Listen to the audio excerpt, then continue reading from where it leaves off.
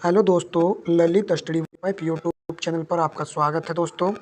दोस्तों आज की क्लास में हमारा जो टॉपिक है वो संविधान का टॉपिक है और संविधान के इस टॉपिक में दोस्तों हम अनुच्छेद को कवर करने वाले हैं, क्योंकि अनुच्छेद से किसी भी प्रतियोगिता परीक्षा में 2 से 3% बनते ही बनते हैं।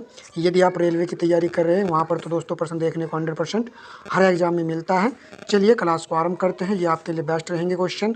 आप इन क्वेश्चनों को जरूर कवर कीजिएगा, क्योंकि यहाँ पर मैं दोस्तों 1 से लेकर के 75 तक के अनुच्छेदों को इस क्लास में कवर करने वाला हूँ। अनुच्छेद 1 के अंतर्गत दोस्तों संघ का नाम और राज्य क्षेत्र आता है। संघ का नाम और राज्य क्षेत्र अनुच्छेद 1 में आता है। वहीं पर हम बात करें अनुच्छेद 2 की, ये मोस्ट इंपोर्टेंट अनुच्छेद है। नए राज्यों का प्रवेश या स्थापना। 2 और 3 को लेकर के कन्फ्यूज रहता है, याद रखना है आपको। नए राज्यों का निर्माण कहेगा तो अनुच्छेद 3 आएगा, नए राज्यों का प्रवेश कहेगा तो अनुच्छेद 2 आएगा। ठीक है, मोस्ट इंपोर्टेंट ये फैक्ट है। आ जाते हैं हम दोस्तों अनुच्छेद 5 पर। संविधान के प्रारंभ के समय नागरिकता की बात करें तो अनुच्छेद 5 आएगा। अनुच्छेद 14 में हम सभी भली भांति जानते हैं विधि के समक्ष समानता का अधिकार है। नेक्स्ट अनुच्छेद हमारा 15 है। धर्म, मूल वंश, जाति, लिंग या जन्म के आधार पर विभेद का प्रतिषेध करता है अनुच्छेद 15।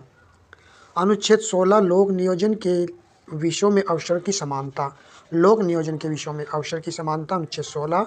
अस्पृश्यता का अंत अनुच्छेद 17 में दिया गया है दोस्तों।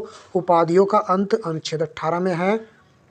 नेक्स्ट अनुच्छेद 19 में वाक स्वतंत्र आदि विषयक कुछ अधिकारों का संरक्षण, ये अनुच्छेद 19 के अंतर्गत है। अनुच्छेद 20 अपराधों के लिए दोष सिद्धि के संबंध में संरक्षण, अनुच्छेद 20 है। नेक्स्ट अनुच्छेद 21 है प्राण और दैहिक स्वतंत्रता का संरक्षण, ये अनुच्छेद आपका 21 में है, मोस्ट इंपोर्टेंट है ये। अनुच्छेद 21 का में 6 से 14 वर्ष तक के सभी बच्चों को निःशुल्क और अनिवार्य शिक्षा का अधिकार, यह आपका आएगा अनुच्छेद 21 का के अंतर्गत आता है। वहीं पर मोस्ट इंपोर्टेंट हो जाता है अनुच्छेद 22 कुछ दशाओं में गिरफ्तारी और निरोध से संरक्षण। ठीक है। अनुच्छेद 23 मानव दुर्व्यापार एवं बलात्श्रम का प्रतिषेध करता है अनुच्छेद 23। अनुच्छेद 24 आप भली भांति जानते ही हो, कारखानों आदि में बालकों के नियोजन का प्रतिषेध। अनुच्छेद 25 के अंतर्गत है, मोस्ट इंपोर्टेंट रहेगा, अंतःकरण की और धर्म के आबंध के रूप से मान्य आचरण प्रचार करने की स्वतंत्रता प्रदान करता है अनुच्छेद 25। अनुच्छेद 29 अल्पसंख्यक वर्गों के हितों का संरक्षण और अनुच्छेद 32 संवैधानिक उपचारों का अधिकार।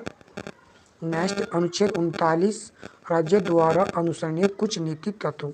ठीक है, इसको देख लीजिए एक बार। अनुच्छेद 39 का है समान न्याय तथा निःशुल्क विधि सहायता, मोस्ट इंपोर्टेंट है ये। अनुच्छेद 40 ग्राम पंचायतों की स्थापना का प्रावधान।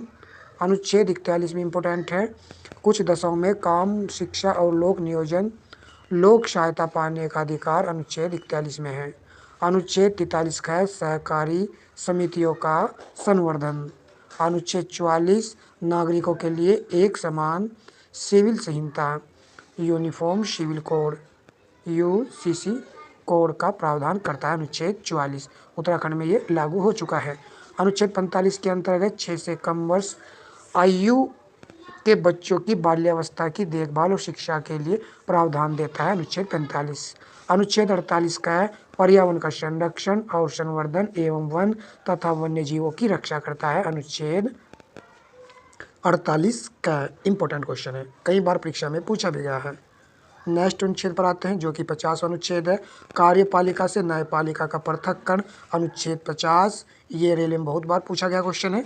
अनुच्छेद 51 अंतर्राष्ट्रीय शांति और सुरक्षा की अभिवृद्धि करता है ये।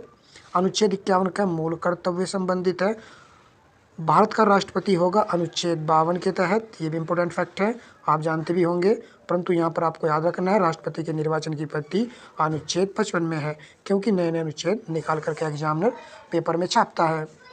अनुच्छेद 257 है पुनर्निर्वाचन के लिए पात्रता, ये किसकी बात हो रही है, राष्ट्रपति की बात हो रही है। राष्ट्रपति पद की योग्यता किस में है, अनुच्छेद 58 में है। योग्यता की बात करें तो अनुच्छेद 58 में है। और राष्ट्रपति द्वारा शपथ या प्रतिज्ञान ये अनुच्छेद 60 में है। राष्ट्रपति पर चलाई जाने वाली महाभियोग की प्रक्रिया अनुच्छेद 61 में है, ये भली बात आप जानते ही हो। राष्ट्रपति उपराष्ट्रपति का जो निर्वाचन होता है अनुच्छेद 66 के तहत होता है।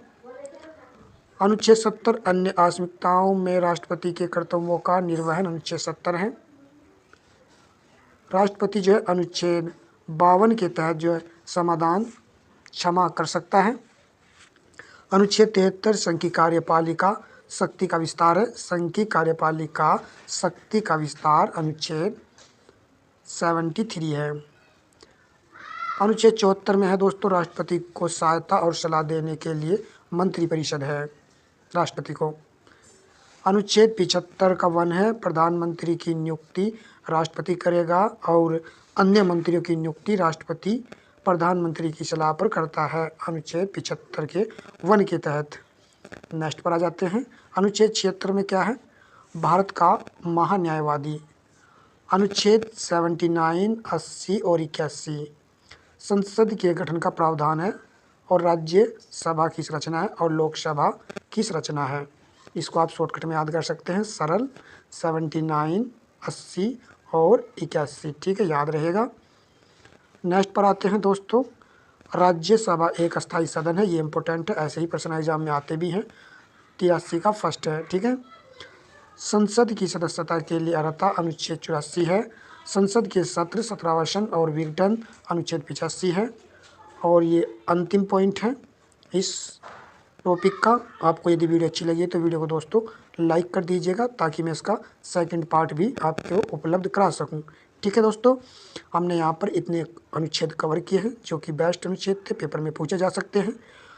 100 का 1 जो है, लोकसभा अध्यक्ष द्वारा अपने निर्णायक मत का प्रयोग पक्ष विपक्ष के मत बराबर होने की स्थिति में, यदि पक्ष विपक्ष के मत बराबर हो जाते हैं तब लोकसभा अध्यक्ष अपने निर्णायक मत का प्रयोग कर सकता है, अनुच्छेद 100 के 1 के तहत। तो ठीक है दोस्तों, मिलेंगे नेक्स्ट क्लास में, तब तक के लिए दोस्तों धन्यवाद।